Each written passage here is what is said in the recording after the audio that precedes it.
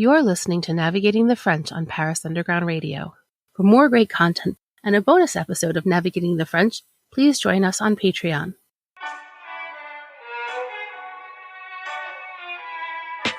Hello, and welcome to Navigating the French, the podcast where each episode we take a look at a French word and try and see what it tells us about French culture.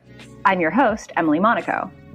Today, I'm joined by journalist Chris O'Brien, who, in the wake of extremely mediatized protests of late, is here to explore a word that, somewhat aptly, means both retirement and retreat.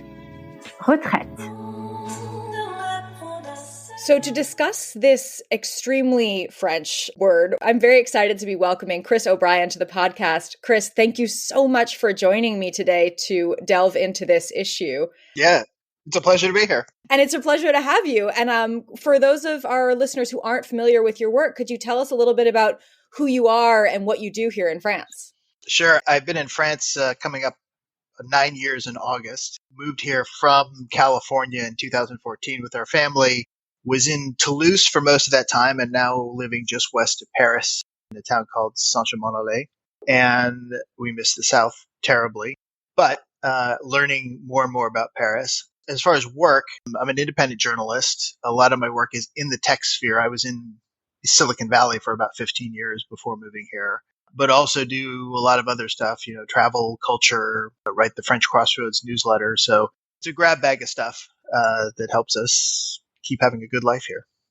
That's awesome. And I think that, I hope you'll forgive me for stereotyping, but you're coming from a world of tech in Silicon Valley to France. I feel like you are particularly well positioned, A, as an ex-Californian, and B, as a freelancer, to address some of the discrepancies between the way that we as Americans perceive retirement and the way that the French generally perceive retirement.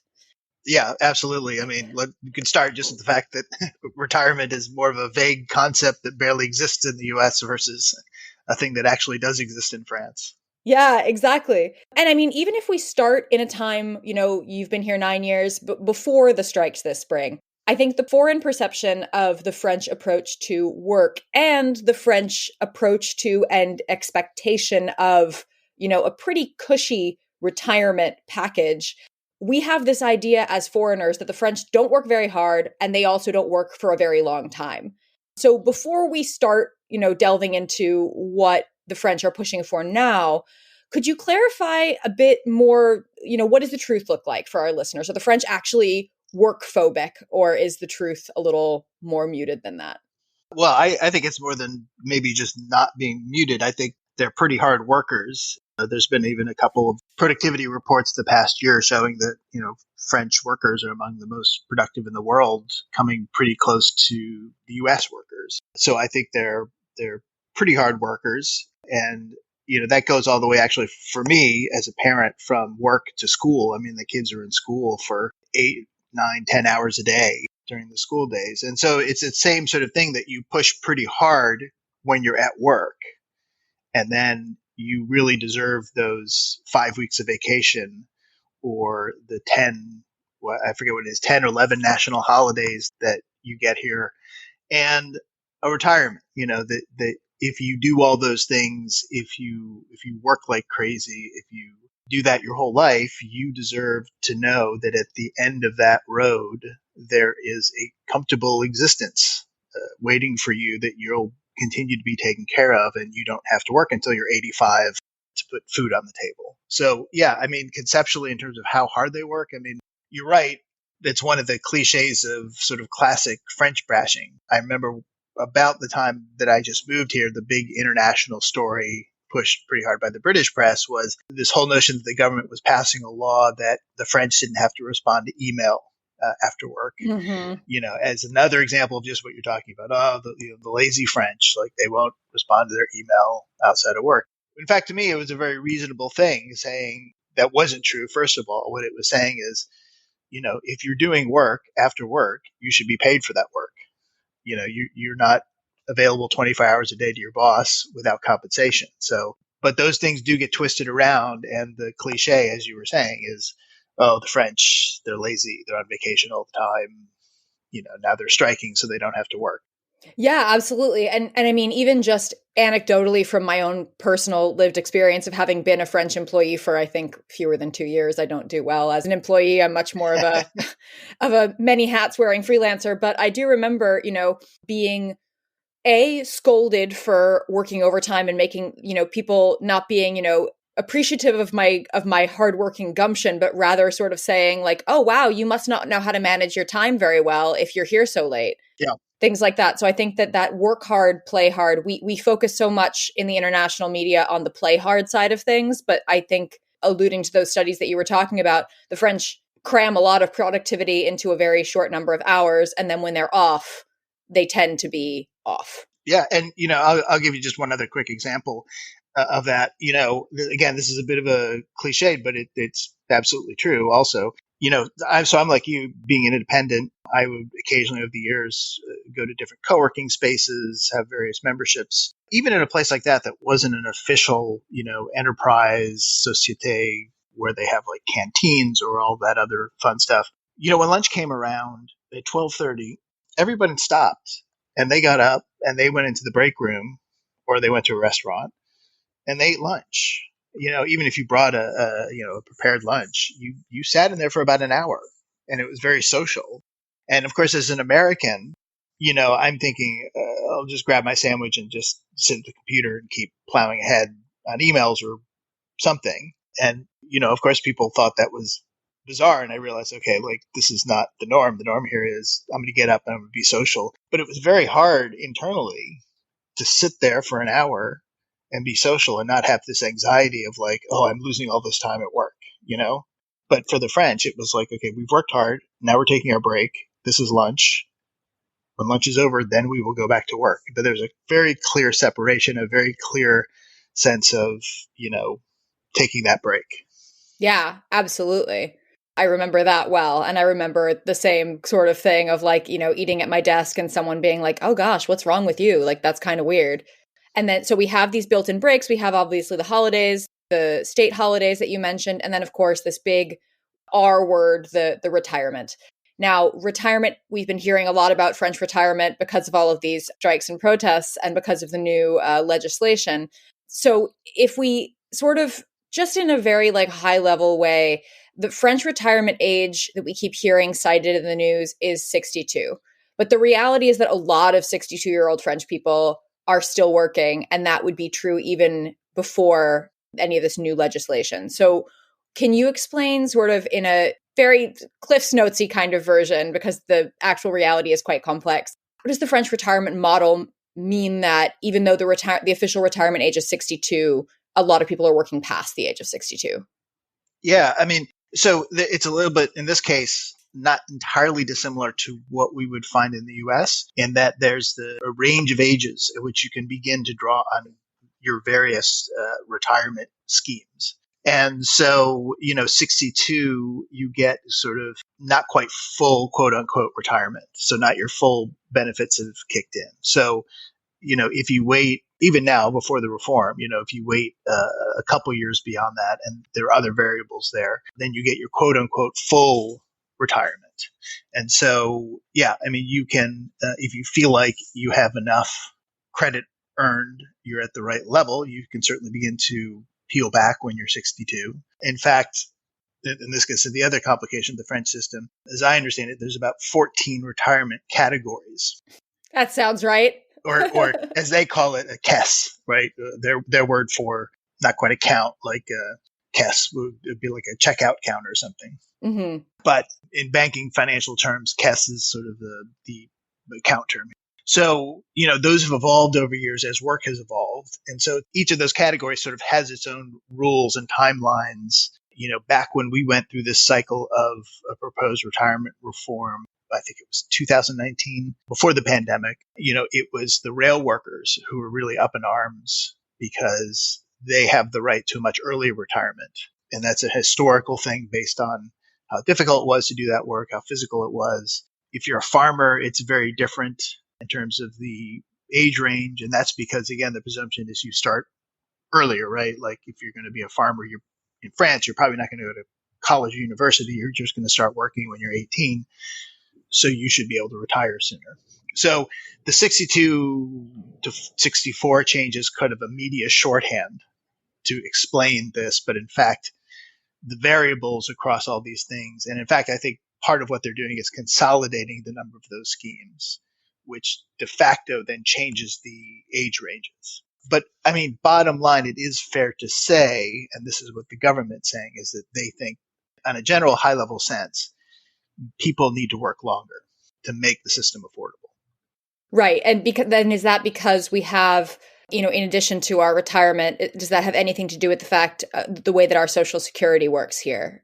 Because I think Social Security in the US always sort of refers to retirement, but here it's also our healthcare. Yeah, I think it's both. I mean, the fundamental problem in both countries really is a demographic one.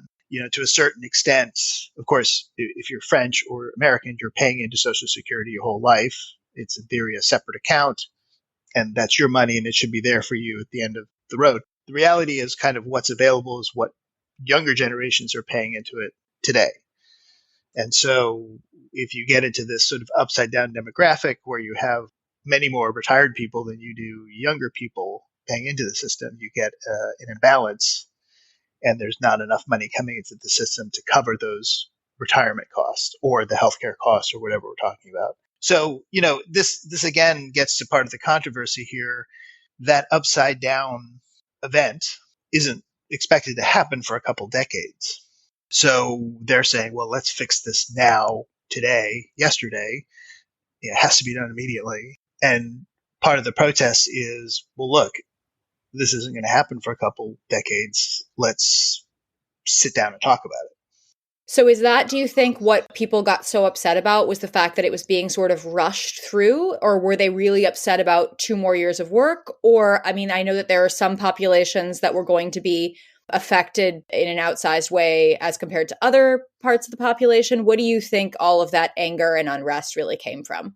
I think it's all the things that you just mentioned. And, whatever one likes or dislikes about President Macron, he's never had a great grasp of the political optics of things. Mm-hmm. It's just not something he's really ever mastered. And so, he's gotten tagged early on as the president of the rich. That's sort of the derogatory term for his critics, particularly on the left, but even some on the right. Le Pen's people will call him that.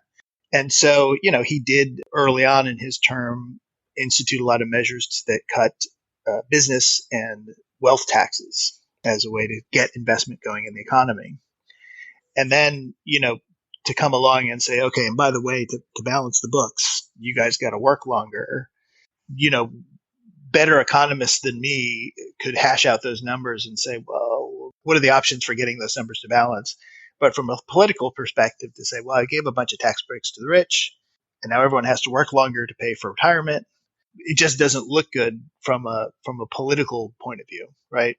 Yeah, definitely. It looks like you gave your Richie Rich buddies, your banker buddies, tax cuts, and they're going to buy more yachts, and you're telling me I got to work 2 more years. Like, that's infuriating to a lot of people. And that, I don't think that's necessarily true given the way these things actually work. But from the outside, it's easy to understand how that looks to the average person. So they're upset about that. They're upset because in the end, although he was reelected, of course, he didn't get a majority in the assembly. And in the end, he had to use sort of the parliamentary maneuver to institute this that sort of went around having a vote to adopt or reject the retirement measure. So people are upset about that effectively they feel like, well, it's super undemocratic the way this whole thing went down. So yeah, I think it's that. And, again, the working longer aspect of it. So it's a combination of those things, feeling like this is an imperial president. He's not listening to us. We don't have a voice in this. And I think going back to the Gilets jaunes a couple of years ago, that was a similar complaint, right? That people feel like they're not being heard, that they don't have an influence. And that kind of goes, that goes back to the way the French system is set up. Yes, it does have an assembly that's popularly elected. In the end, the system was designed to have a very strong presidency. And so whoever wins that role has a lot of leeway to enact their agenda. If you're enjoying this podcast, you may enjoy our sister podcast, City of Muses, which is brand new to the Paris Underground Radio Network. Each week, join City of Muses host Jennifer Garrity as she sits down with contemporary artists, poets, dancers, designers, and performers to explore what inspires them, where their ideas come from, and how Paris has helped or hindered their dreams come true. Inspiration and creativity meet in Paris, the City of Muses. Check out City of Muses now, available wherever you listen to podcasts. Navigating the French will be right back after a word from our sponsors. And now, back to Navigating the French. It makes the nicknames and all of these pamphlets that we're seeing all around Paris of Macron dressed up as Napoleon kind of, I mean, it's a funny image, but it feels kind of like you understand where they're coming from if he's pushing legislation through without a parliamentary vote. And I think he also, if I'm not mistaken, he wasn't the one to necessarily push the legislation through. It was his prime minister who now it looks as though he's abandoning on the side of the road a little bit. Is that? Yeah, it's still, I'll be frank, this is still a little bit baffling element of the way the government technically works. You know, you vote for a president.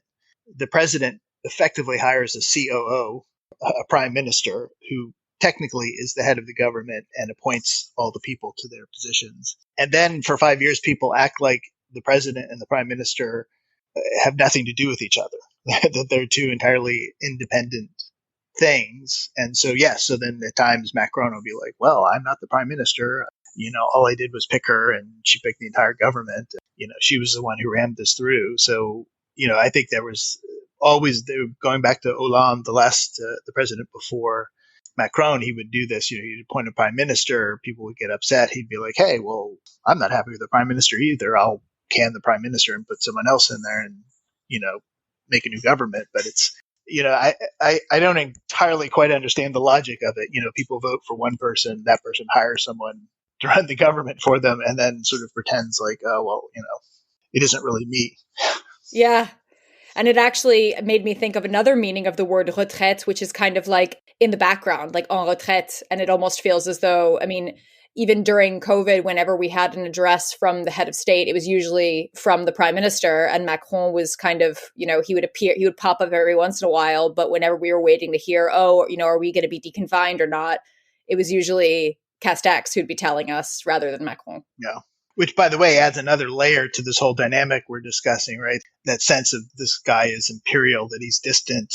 You know, it's sort of like, okay, he campaigned, he gets elected, he sort of enunciates these policies, and then he sort of disappears behind the curtains for 5 years and says, you know, here's your prime minister. She's running the show. I'm just hobnobbing with foreign leaders and giving speeches and doing other vague stuff. So that just contributes to this notion of like, where's the president at the time of crisis? He's not really talking to the people.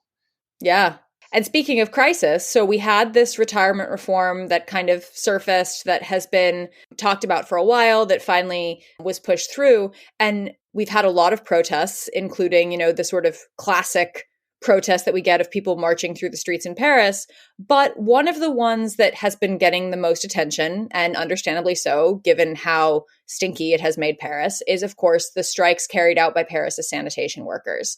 So I think you kind of alluded to this when you were talking about some of the reforms that affected the transport sector in France. But why did the retirement reform have such an outsized effect on these workers? And why was their sort of backlash so perceptible in Paris as compared to other workers?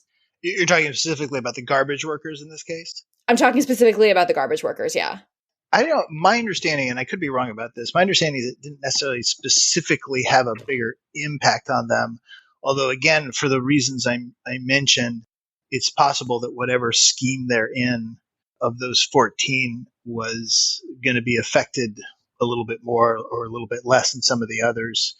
You know, quick example of that, when they were talking about retirement reform a few years ago, farmers would actually be better off with the reform.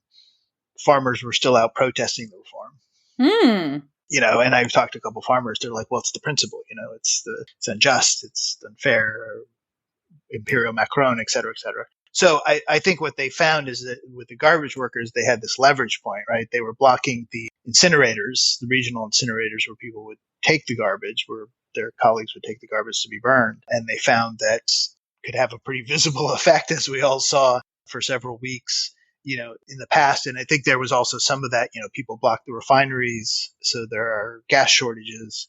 We've seen people burn tires in front of import hubs, docks and stuff like that to block the import of goods. So they have leverage and they found some pain points and they weren't afraid to sort of use that to make their point. And eventually, I think, again, as I understand it from the union's perspective, it kind of eventually lost a bit of steam because it's, when they're striking, they're not getting paid. So at some point they were not able to muster enough of people to remain on strike. And so they effectively did go back to work. But, we all saw the impact. It was pretty extraordinary. Even after 8 years and many types of strike actions in France, that was walking the streets and seeing those mounds of garbage was pretty astonishing. Yeah.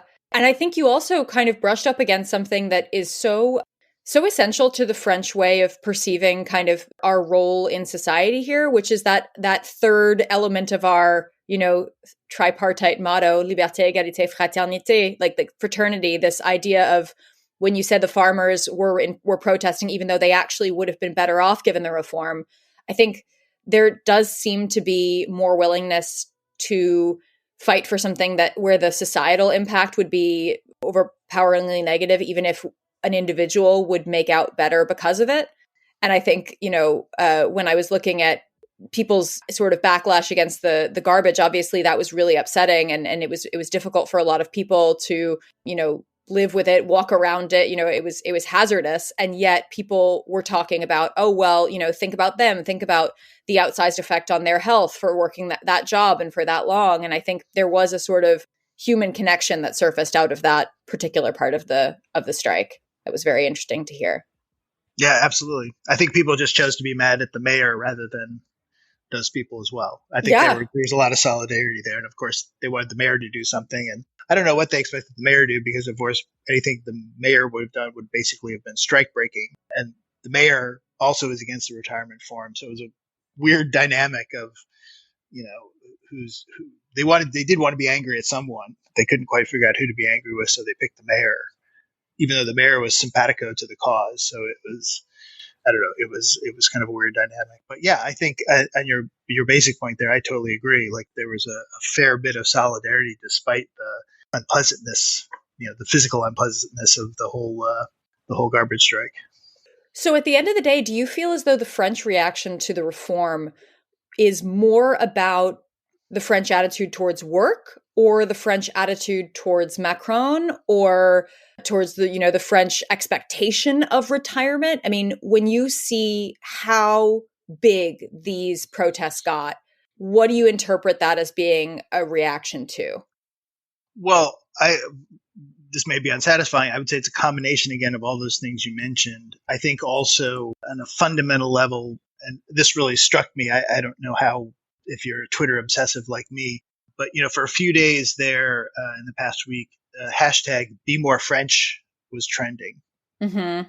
And it was driven by British users who were sort of applauding how hard the French were fighting to maintain their working rights. And, again, if we put aside the details and the economics and the finance and the details of the policy, I think that's one thing that I do appreciate here is that people have fought and organized for decades to win these rights. They didn't just happen by magic because some politician woke up one day and said, oh, we should have retirement and unions and all these benefits. People organized and fought for those things. And they continue to be mobilized to protect those things versus, again, coming from the US, where workers are very disposable, where layoffs happen in the blink of an eye without really a second thought to the consequences socially, where, and those events, a company laying off tens of thousands of workers is barely even a news story in the US. Here the notion that people want to tinker with your retirement scheme or labor laws or something fundamental in that respect, people are willing to fight for it. And I think they see what's happened around the world where people didn't stand up and didn't push back. It's that sort of slippery slope effect, right? Like maybe you look at the specific little thing that's in front of you and you think, oh, it's just another year or two of, work. Or, you're all able-bodied and you still have this great scheme of vacation and retirement, and you're still better off than everyone else, right? I mean, you can make that argument. But they're looking at it and saying, look, if we give an inch now, we end up like the United States, where workers just get trampled over, where there's no protections for them. There's no guarantee really of a sound retirement at the end of the day. And we don't want to be there. And so we're drawing a line now to make sure that we don't end up in that point. Yeah, that seems exactly right. And I think Macron has been positioned as being, a little bit too American as a president, maybe. And I think that for as much as these days the French are pretty admirative of certain elements of American culture, I'm not sure they want our retirement plan. Right. I mean, that's, again, you're talking about the beginning of the disconnect maybe between an American watching these things and, people here. I mean, for an American where, when I started working in the early 90s, you still had the concept of pensions at companies. It was still possible that maybe you worked your whole life at a company, your pension and Social Security would give you a decent retirement. Now those are all but dead. The ones that exist are probably in some form of bankruptcy or government protection. We've chosen the U.S. to basically bet the bulk of our retirement on 401ks and the stock market, which is basically collectively deciding we're going to base our retirement on the casino. Yeah. And hope that it's paying off by the time we turn 65 and we need that money. And so, you go from that where you have no job security, no retirement security, very little social benefits, end of life. And you look at France, you're like, gosh, I mean, you have to work another year? Like, what are you guys complaining about? Like, what am I missing here? You get 5 weeks, you have all this stuff. And so for an American, it seems like, you've lost everything and you can't understand why people are complaining so much about losing this little tiny thing in comparison. Yeah. But I mean, it's holding the wall, right? So I can understand the outrage. Yeah. And even though the reform has pushed through, it'll be interesting to see sort of the repercussions in how, the French do continue to carve out those pieces of rest, be it retirement or holiday or weekend, just sort of trying to maintain those, as you said, those hard-won rights that they've had for such a long time.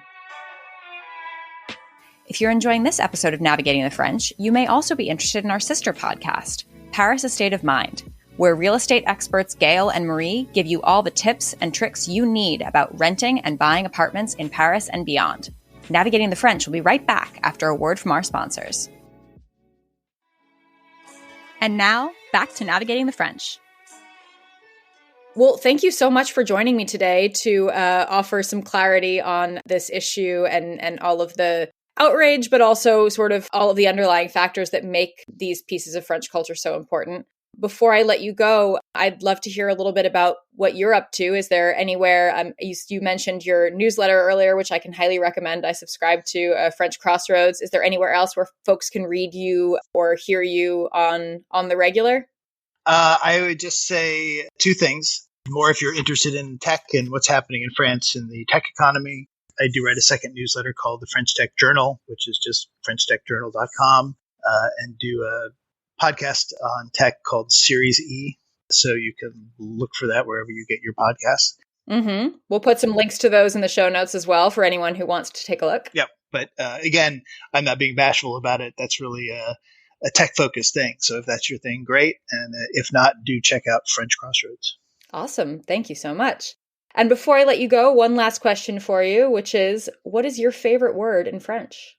Oh, that's actually easy, although it may sound kind of lame. But my favorite French word is formidable. Ooh, I like that one. Because it's one of those great words that it is exactly the same word in English, right? I mean, formidable, formidable. Mm-hmm. But in France and in French, it conveys a kind of a whole other nuance that wouldn't work if you said the exact same thing in English, right? If I said Emily's a formidable woman, I would think, oh, she's kind of a little scary or tough or whatever. Mm-hmm. You know, here you say Emily's a femme formidable. That's a pretty high compliment, right? I mean, exactly. You're strong in a positive way. You know, you're kind of a force. You're great. You know, so it's that little nuance. I mean, just pronouncing it differently, using it in a cultural context, it kind of gives it a whole different flavor. And I've always kind of love that. Plus, you know, for my level of French, which is decent but not completely fluid, it's a word I can nail in conversation without and be understood. So I like that. It's an easy one to get right. Amazing. Or formidable. Formidable. Wonderful. Thank you. Well, thank you so much for joining me, and thanks to everyone for tuning in. We'll hear you next time. Thanks. This has been Navigating the French. You can find more from me, Emily Monaco, at Emily_in_France on Twitter and Instagram. This podcast is produced by Paris Underground Radio. To listen to other episodes of this podcast, or to discover more podcasts like it, please visit parisundergroundradio.com. Thanks for listening, and à bientôt. This episode of Navigating the French was produced by Jennifer Garrity for Paris Underground Radio. For more great content, join us on Patreon at patreon.com/Paris Underground Radio.